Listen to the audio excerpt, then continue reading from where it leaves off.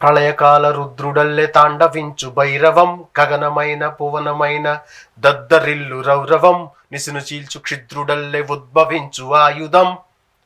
అలా స్టార్ట్ చేశానండి పల్లవి.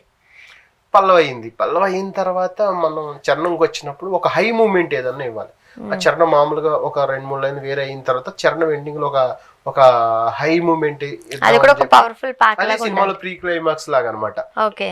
అప్పుడు రారా అసురులే ముసురుకోగా, రారా అహితులే కసురుకోగా, రారా బుసలనే విసిరి వేయరా, రారా శిరసులే తురిమి వేయరా అని చెప్పి ఒక స్టాంజ్, అది హై మూమెంట్ ఇచ్చేటట్టు.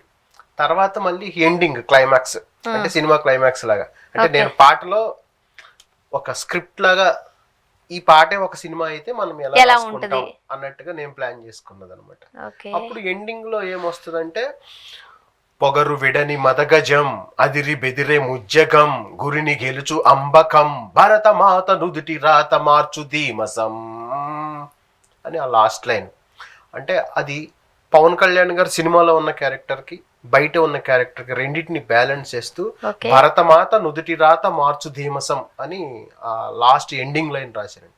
అలా ఈ పాట ఫస్ట్ నుంచి లాస్ట్ వరకు నేను చేసిన హోంవర్క్ అన్నమాట.